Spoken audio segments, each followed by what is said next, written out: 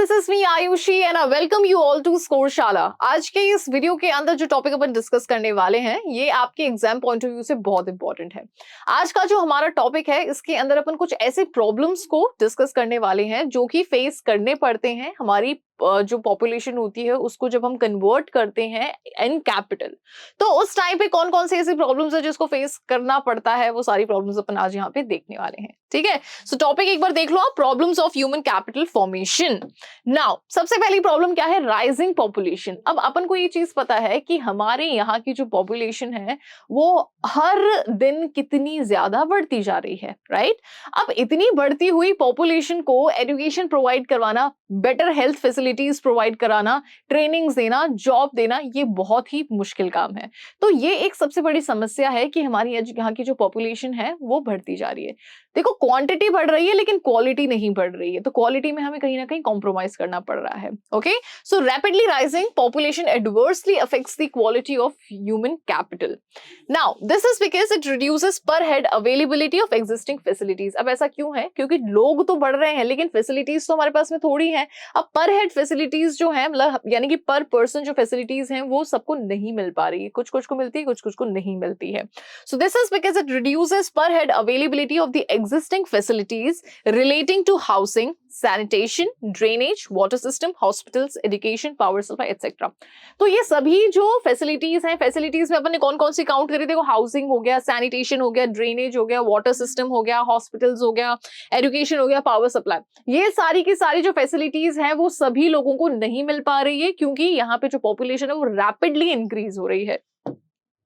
Reduced availability of these facilities leads to the fall in the quality of life. अब जिन जिन लोगों को ये सारी फैसिलिटीज नहीं मिल पा रही है उनकी जो क्वालिटी ऑफ लाइफ है वो बहुत ज्यादा रिड्यूस होती जा रही है।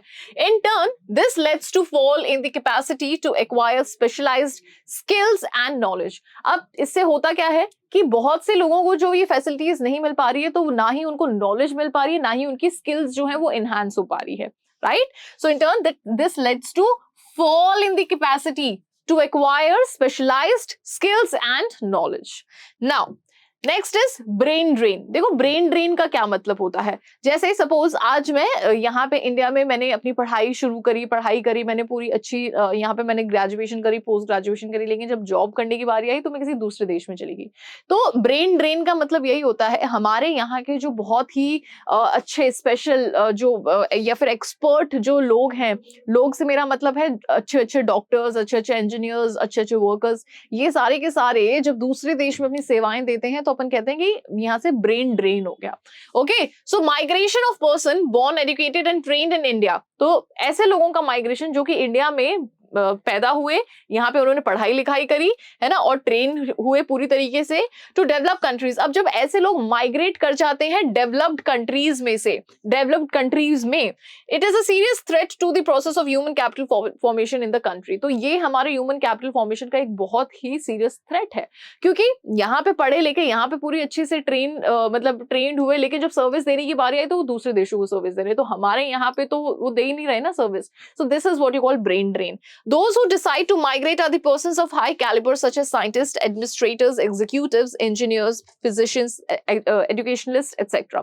तो जो लोग ये डिसाइड करते हैं कि उन्हें दूसरे देशों में अपनी सर्विस देनी है, वो उनमें से कौन कौन से लोग होते हैं, साइंटिस्ट्स होते हैं, एडमिनिस्ट्रेटर्स होते हैं, एग्जीक्यूटिव्स होते हैं, इंजीनियर्स होते हैं, फिजिशियंस होते हैं, एजुकेशनलिस्ट होते हैं। Okay, this is described as the problem of brain drain. इसी को ही अपन ब्रेन ड्रेन की प्रॉब्लम कहते हैं।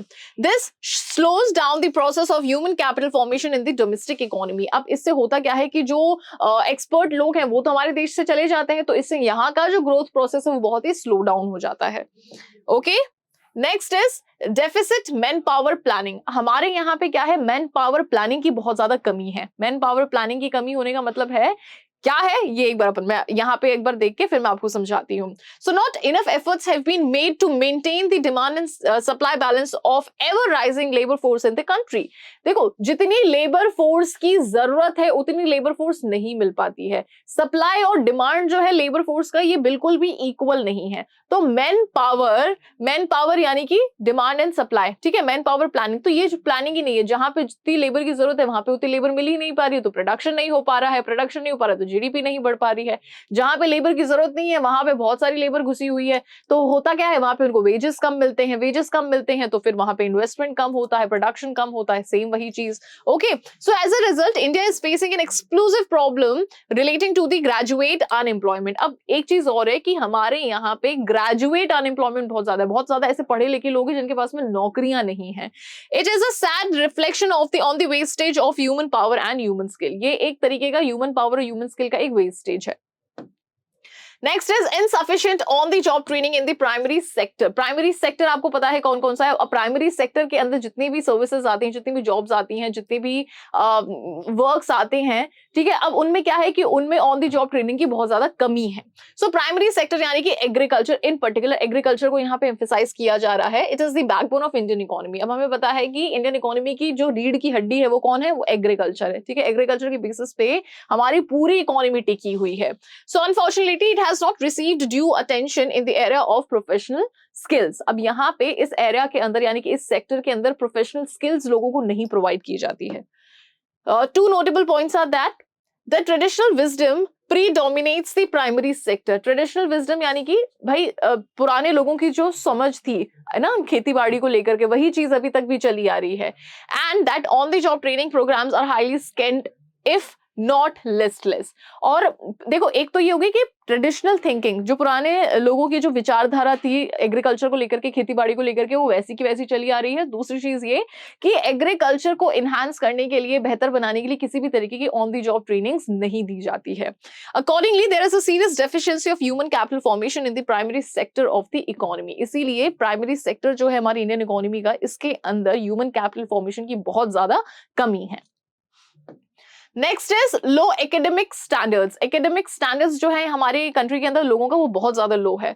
सो in our enthusiasm to spread higher education we have been opening many universities. देखो, एजुकेशन को फैलाने के लिए हमारे देश में बहुत सी यूनिवर्सिटीज खुल चुकी हैं, है ना, लेकिन यहाँ पे जो एकेडमिक स्टैंडर्ड्स है वो नहीं बढ़ पा रहा है लोगों का। Okay, so in our enthusiasm to spread higher education we have been opening many universities unmindful of their academic standards. Okay, लेकिन वहां पे उन यूनिवर्सिटीज के अंदर जो एकेडमिक स्टैंडर्ड्स है वो इतने हाई नहीं है।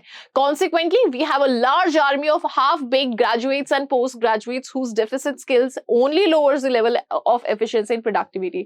जिसकी वजह से क्या है, यूनिवर्सिटीज तो बहुत ज्यादा खुल गई हैं, वहां पे स्टूडेंट्स जाते भी हैं, लेकिन उनका एकेडमिक स्टैंडर्ड्स इतने लो है कि वो इतने इफेक्टिव अपने जीवन में कुछ कर नहीं पाते, उनका प्रोडक्टिविटी कुछ नहीं है। तो वो एक तरीके से उनका जो प्रोडक्शन है वो बिल्कुल जीरो है, और उसका जो इम्पैक्ट है सीधा सीधा वो कंट्री की जीडीपी पे दिखता है। Okay, now this is also impairs our competitiveness in the international market of human capital. अब ये एक कंपटीशन भी क्रिएट करता है दूसरे देशों से, अगर हम बात करें ह्यूमन कैपिटल के अंदर, तो क्योंकि हमारे यहाँ पे यूनिवर्सिटीज बहुत ज्यादा है, ये जैसा मैंने आपको बताया, लेकिन वहां पे पढ़ने वाले जो एडल्ट्स हैं, जो बच्चे हैं, जो लोग हैं, वो इतने अच्छे से, उनके एकेडमिक स्टैंडर्ड्स इतने हाई नहीं है जितने होने चाहिए। ओके, चलिए, सो यहाँ पे ये कुछ प्रॉब्लम्स थी जो कि अपन ने डिस्कस करी। ये सारी प्रॉब्लम्स आपको ध्यान रखनी है। कहीं पे कोई भी डाउट है तो आप मुझसे पूछ सकते हो। आपको वीडियो आई होप अच्छे से समझ में आया होगा और अच्छा भी लगा होगा। तो अगर अच्छा लगा है तो वीडियो को लाइक करो, चैनल को सब्सक्राइब करो, शेयर करो और बेल आइकन प्रेस करना बिल्कुल भी मत भूलो। Thank you so much.